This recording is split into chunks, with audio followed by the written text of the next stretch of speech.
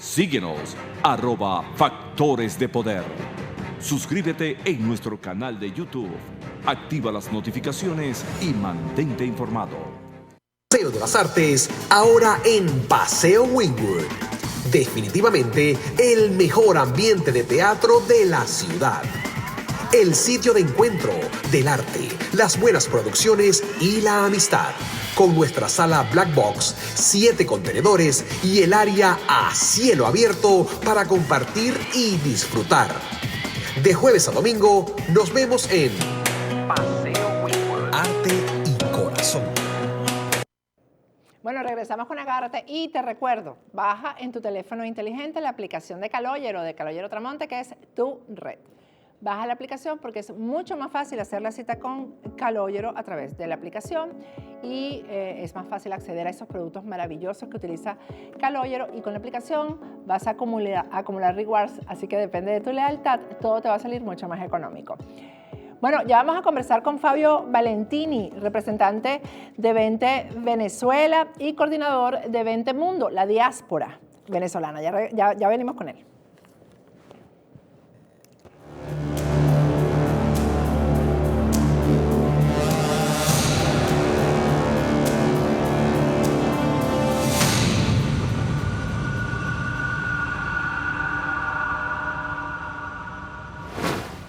Fabio Valentini está con nosotros aquí en el estudio. Él es miembro de Vente Venezuela y coordinador de Vente Mundo, de la diáspora, coordinador de lo que es la diáspora. Así es, Patricia. Gracias por la oportunidad. No, gracias a ti por acompañarme el día de hoy. Este tema de la diáspora es, yo no sé, es un tema de dolor, es un tema de abandono. Fabio, ¿cómo lo ves tú? Bueno, yo no tengo nada, mi profesión no tiene nada que ver con asuntos migratorios o algo particular con la diáspora. Es que esto no tiene que ver con eso. Correcto, ¿no? y nunca fuimos concebidos como un país que tuviese diáspora, sino más bien que recibió diásporas de múltiples países.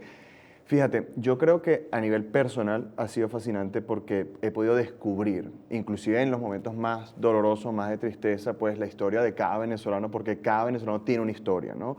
Y por eso soy de los primeros que rompe esa generalización, inclusive muchas veces trato de omitir el uso del término diáspora por el uso de comunidades de venezolanos y sobre todo organizados, porque si algo yo he denotado en los venezolanos, sin importar el tiempo que lleven viviendo fuera de Venezuela, y compartimos un caso en común, una amiga en común, Patricia Betancur en Bélgica, que llegó a Bruselas el día en que Hugo Chávez fue electo, y desde ese momento se ha involucrado con la causa venezolana. Pues lo mismo me consigo en el Medio Oriente, en Oceanía, en Asia, en comunidades tan grandes como esta de Miami o las nuevas grandes como la de Lima, Santiago de Chile.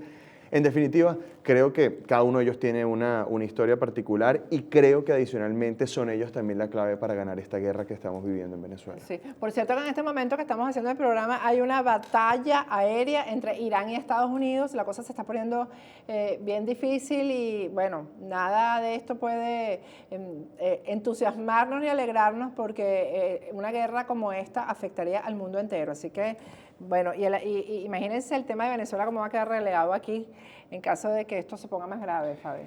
Dependerá, y dependerá también de cómo se maneje la interlocución. Tú no me lo estás preguntando, Sí. pero si tú me dices cuál debería ser la primera tarea de esta, ni tú decías, segunda oportunidad, o al menos esta tarea que debe asumir Juan Guaidó, es solicitar al Congreso de los Estados Unidos, que tenía una propuesta bipartidista, donde estaban participando entre otros Marco Rubio, Bob Menéndez por el Partido Demócrata, en la cual desde abril del año pasado, valga la redundancia, que se tenía que considerar al PSUV y los colectivos como una organización terrorista. Y eso no se ha logrado, cuando es una cosa que es obvia. Claro. Pero se engavetó, ¿sabes por qué? ¿Por qué? Porque se anunció, los interlocutores del gobierno de Guaidó anunciaron que ellos iban a resolver esto primero entre ellos, y semanas después se convocó o se hizo público, porque ya ellos lo habían convocado previamente, entre ellos las negociaciones tanto en Noruega como luego en Barbados. Pero ahí hay una primera tarea. Eso desactivó esto tan importante, ¿no? Totalmente, porque Hezbollah y Al-Quds fueron decretadas organizaciones terroristas 3 o 4 meses atrás, no recuerdo exactamente, y fue a partir de ese lobby que hizo los Estados Unidos que luego Argentina, aún bajo el mandato de Macri, decretara a Hezbollah también como un grupo terrorista, y fíjate que ha sido el paraguas legal que ha permitido a a este país en una democracia que rinde cuenta a su legislativo del porqué de las acciones que cometieron. Y tal como se ha descrito, no fue cualquier persona, fue el dirigente, o sea, el número 2 de Irán que promueve el terrorismo globalmente y adicionalmente pues el jefe de estos grupos que fueron catalogados terroristas. Por lo tanto, creo que si hacemos lectura bien Eso al tema de Irán... Eso es una cosa más, ¿no? Una cosa más que debemos agregarle a la gestión de Guaidó. Bueno, al error fallido y a donde puede estar la oportunidad en este nuevo, tablero geopolítico en el cual también nosotros tenemos que jugar si decidimos jugar. Y yo creo, insisto y retomo ya con la pregunta anterior que tú me hiciste, la diáspora aquí juega un rol fundamental. Porque evidentemente, y si algo yo he admirado de tu trabajo acá, y a su vez lo convierto esto en un consejo para que sigas, para que echas a un lado esto que tú has considerado y que muchos venezolanos consideramos un show, pero que más bien refuerces realmente el contenido que los venezolanos estamos generando desde Venezuela, pero los contenidos que también la diáspora generan. Y que eso es precisamente el contenido que se debe transmitir con estos interlocutores de peso, porque son realmente, reportan lo que realmente está ocurriendo sin pasar por estos filtros. Pero fíjate que se valen de propaganda. Por ejemplo, cuando tuvimos aquí a JJ Rendón, él decía que bueno, que los embajadores eran los embajadores de Guaidó, pues eran los que estaban llevando los mensajes a los diferentes países de lo que ocurría en Venezuela, porque no había quien lo hiciera, y eso es un desconocimiento a lo que tú dices, a los venezolanos que se han organizado durante 20 años, que hay organizaciones en el mundo entero de venezolanos que se han dedicado precisamente a hacer entenderle al mundo lo que ocurre en Venezuela. Bueno, yo particularmente, y te lo reafirmo acá, esto yo lo he dicho públicamente, en septiembre sostuve reuniones directamente con funcionarios de diferentes niveles de la administración, del gobierno de los Estados Unidos, republicanos, demócratas. Entonces es falso que ellos nada más se reúnen con Guaidó y su gente, ¿no? Es falso, pero a su vez, cuando escuchan el diagnóstico que nosotros hacemos, inmediatamente nos dicen que dista de ser el diagnóstico que tanto Vecchio como Tarre han ofrecido.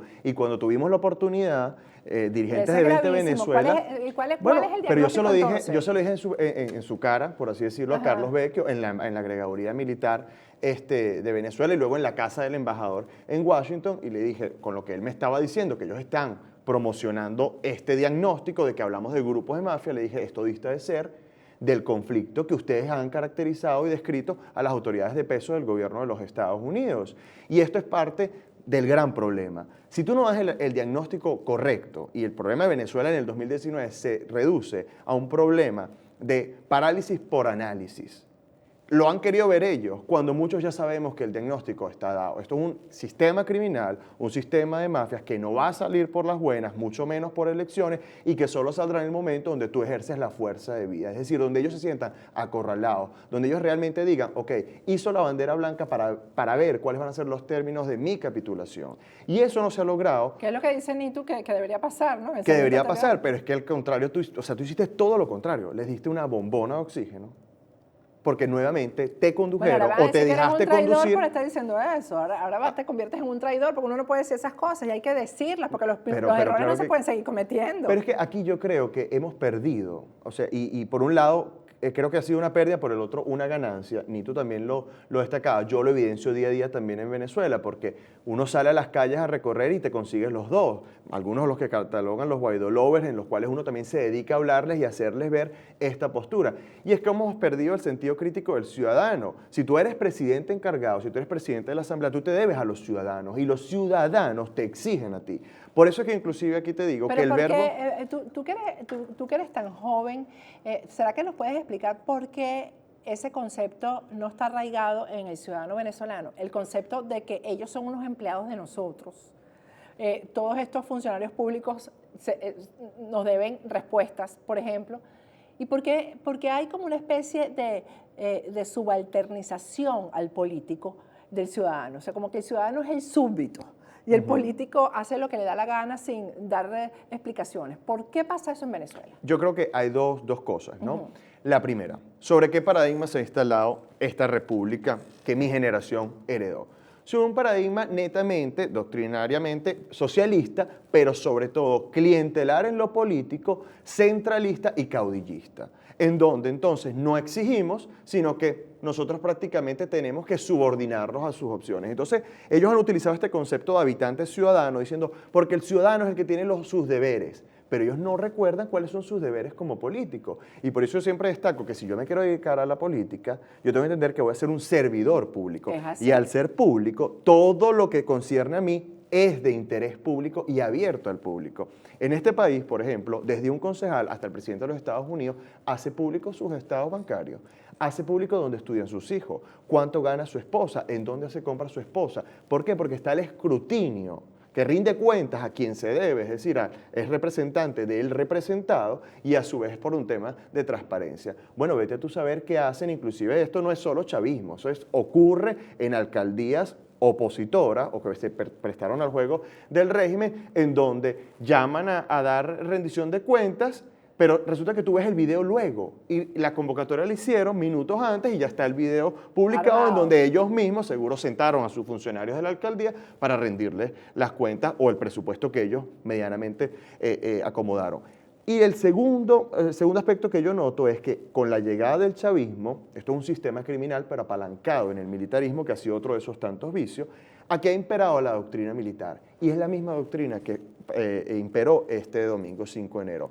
No hay que leer Sun Tzu, El arte de la guerra, para saber que divide y vencerás, pero sobre todo en este tipo de regímenes que se benefician de la complejidad y que son sistemas antifrágiles, tú ahorita, fíjate cómo le elevas los costos a la comunidad internacional, porque ¿qué salió en la primera plana el día de ayer en todos los periódicos internacionales? Venezuela tiene 3 presidentes, Venezuela tiene 2 TCJ, entonces comienzan los medios a colocar adjetivos inválidos y nosotros en esa neolengua, o bueno, algunos, yo no entro ahí, pues entonces comienzan, ¿no? La AN legítima, pero ya va. Es que tú ni siquiera tendrías que poner legítima, porque solo existe una Asamblea Nacional, si tú eres coherente, porque la Constituyente tampoco existe.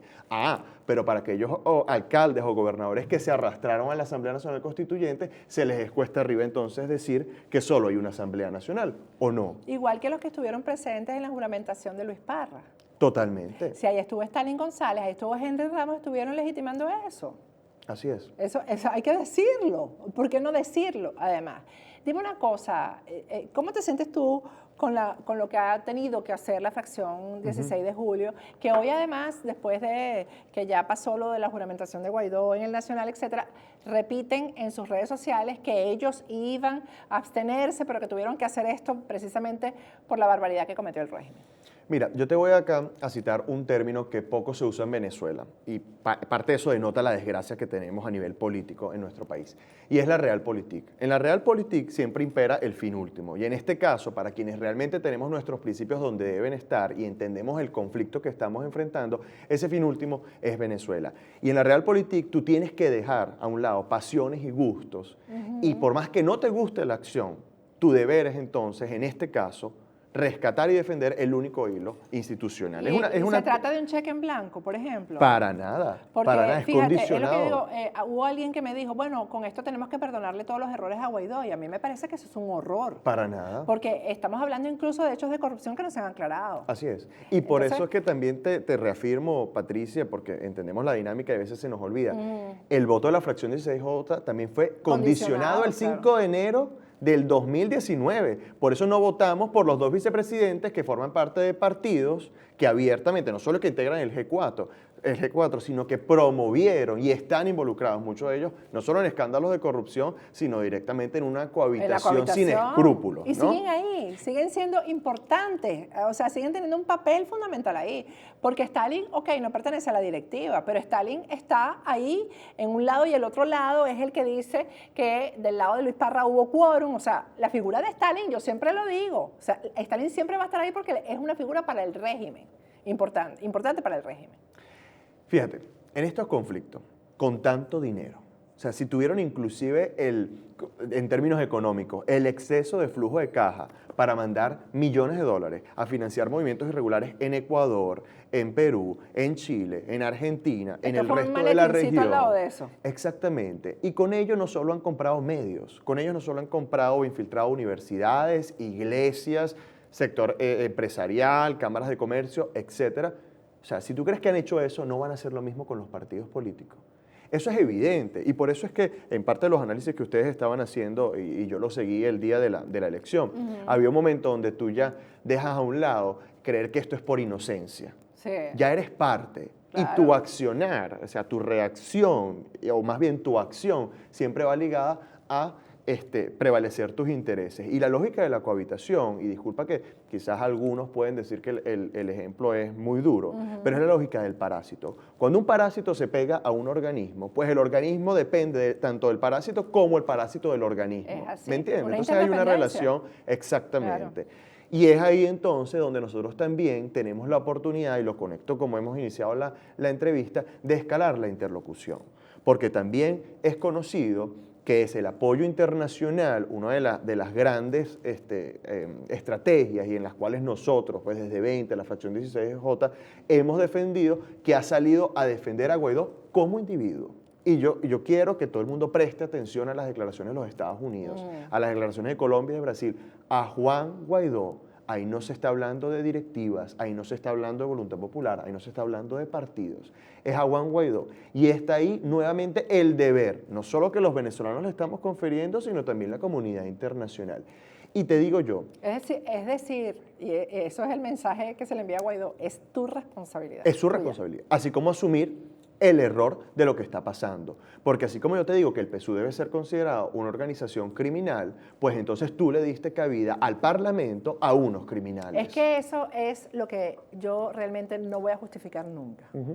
No voy a justificar nunca las palabras de bienvenida de Henry Ramos Alú. Y los aplausos. O sea, los aplausos, realmente a mí me parecía un horror. Estás metiendo en tu casa a quien te violó, a quien te saqueó, a quien cometió dentro de tu casa los peores crímenes y que convirtió tu hogar en una pesadilla, y los volviste a recibir. ¿Y crees que es una acción racional o es una acción involuntaria? Es que yo no puedo creer que no se den cuenta. No, yo creo que todo fue racional. Exactamente, ese es el punto, Todo que fue cuando racional. ya tú estás a ese nivel de compromiso, pues siempre tu acción va a ser ligada Y ese a compromiso se ha acabado.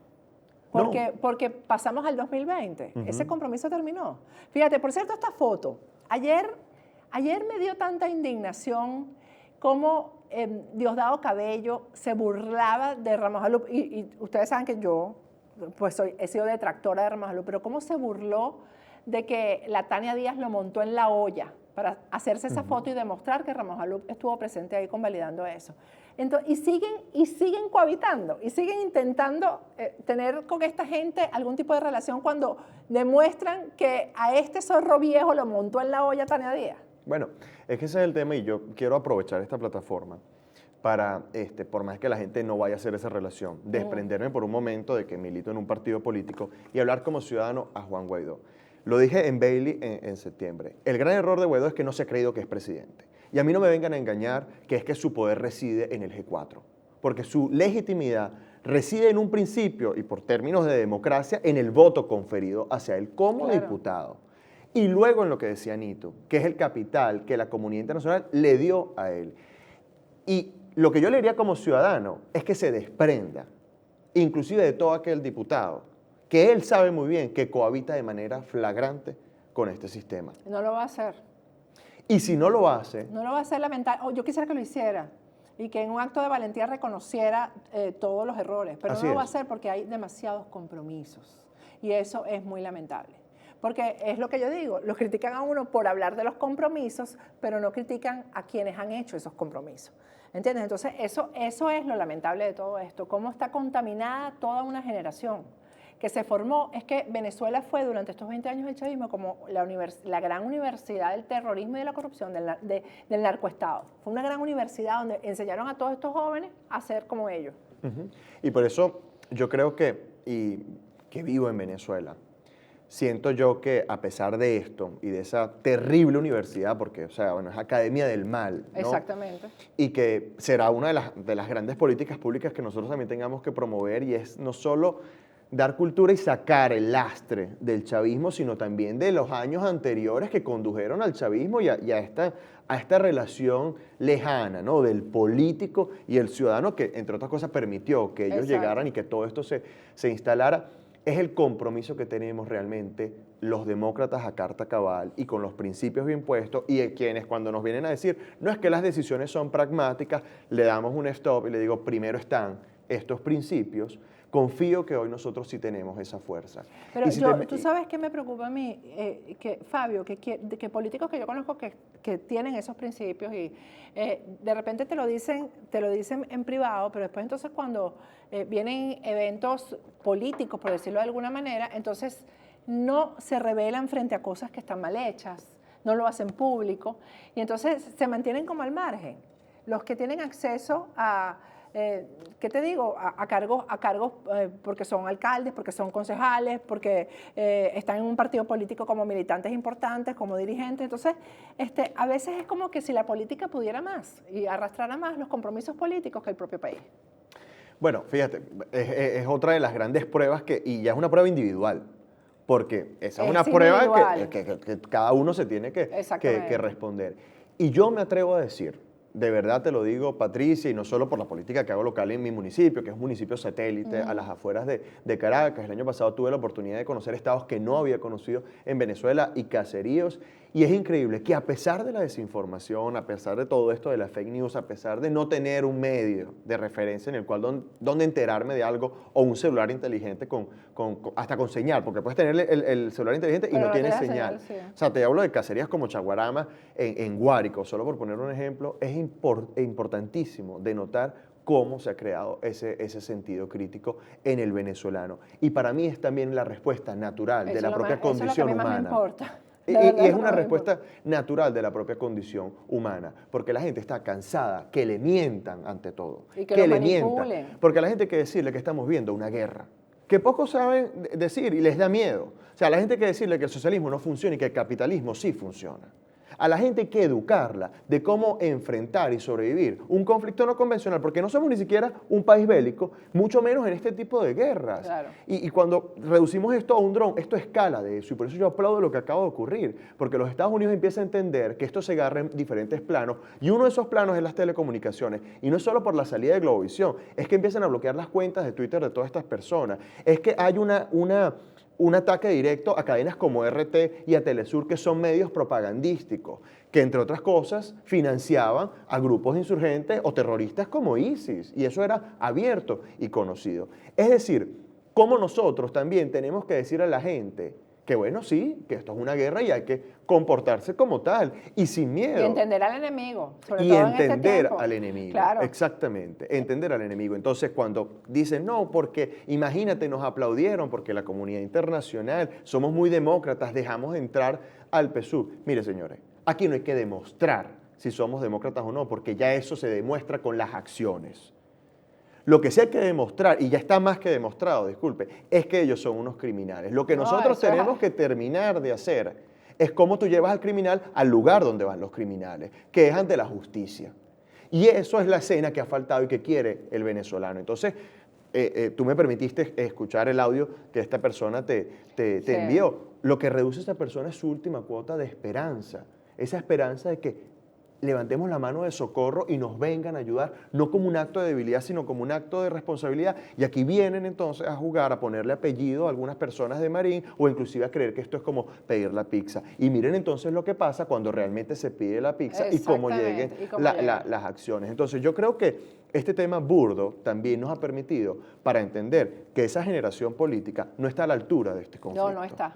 No está a la altura de este conflicto, pero los ciudadanos sí estamos a la altura de este conflicto. Y esa es para mí la clave de esto. Los ciudadanos dentro y los ciudadanos fuera. Así que, y como refuerzo mi consejo hacia ti, es que aísles ese show y más bien le des cabida a esos ciudadanos que generan contenido, inclusive la propia diáspora, porque ahí también hay una guerra que ganar. Claro. Y es la desinformación que viene de muchas personas que solo se quedan con el análisis superficial y no ven lo que hay tras escena y no ven lo que estaba ocurriendo en el hemiciclo mientras todas las cámaras estaban, por ejemplo, afuera. Entonces, creo que esto es parte de ese análisis y lo que nosotros como dirigentes políticos también tenemos que promover. Porque a fin de cuentas, y me gustaría cerrar con esta idea, son pocos los dirigentes, y es el orden natural de quienes nos consideramos liberales, quienes clamamos por mayor Contraloría, mayor rendición de cuentas y mayor transparencia, que aspirando a un cargo público sabemos que nosotros vamos a ser los primeros en dar mayor transparencia, mayor rendición de cuentas así debe y ser. ser mayores contralores. Definitivamente, decir la verdad y que todo se sepa. El ciudadano tiene derecho a saberlo todo. Así Mira, antes de cerrar ya, porque